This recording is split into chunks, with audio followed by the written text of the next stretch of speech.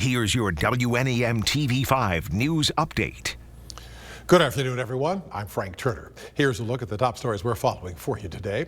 Moderna soon applying for authorization to use its COVID-19 vaccine for people as young as 12. The company testing its vaccine for effectiveness in adolescents. In the phase 2 trial, more than 3,700 children, 12 to 17, studied. The blood tests showing the vaccine produced an immune response equal to earlier findings in adults. None of the vaccinated children got sick with COVID-19 2 weeks after the second dose.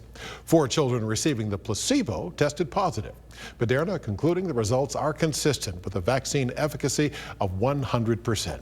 The company seeking authorization in early June. A Detroit native working in Myanmar as a journalist detained by authorities. Danny Fenster lives in Yangon and works as the managing editor for Frontier Myanmar. The news organization says the 37-year-old was stopped at the airport trying to board a flight to Kuala Lumpur. They don't know why he was detained. His brother says Danny was flying to the U.S. to surprise his parents. He hasn't seen them in 2 years. You know, as to be expected, it's hard for parents, for my parents, but we're getting through. Very encouraged with all the support at home here and across the globe. It's been pretty unbelievable to see all the support coming in. The family working with Michigan lawmakers to get more information. Fenster is among other foreign journalists detained in Myanmar since the military seized power February 1st.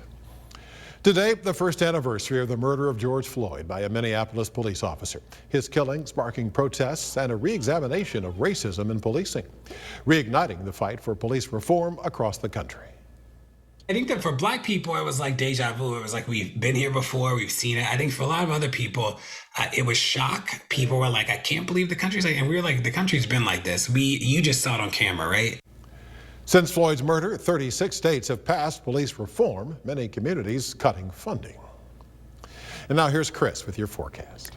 Frank, it looks like we've got a mix of clouds and sunshine across mid-Michigan for this afternoon and early this evening. But as we go into tonight, we'll likely see rain chances start to increase. So forecast today, a little bit for everyone, a nice day, and then some much needed rainfall as we go through tonight. We do expect that rain to occur primarily after midnight. There could be a few isolated cells that pop up here and there during the second half of the day, but I do think the better chances will hold off for the most part. Just like yesterday, many folks stay dry, and I think that's going to hold true again today. As we head through tonight, expect a few passing showers and thunderstorms. Once the cold front clears the area, though, I think we'll clear out as we go into tomorrow afternoon and should be a little less humid after that front passes as well. Rainfall amounts around a quarter of an inch or less for most of mid-Michigan, but where downpours are a little bit more consistent, we could see some rainfall totals go a little bit higher.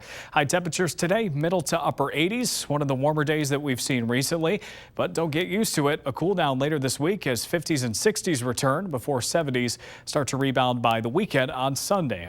Holiday weekend, that looks pretty good. Saturday and Sunday both featuring some sunshine, just a slight chance for a shower for any services on Memorial Day. Wednesday and also Friday, our best chances for rain, and both days it's primarily in the morning. Remember to tune into WNEM TV5 on air and online 24/7 for the latest news, weather, and information.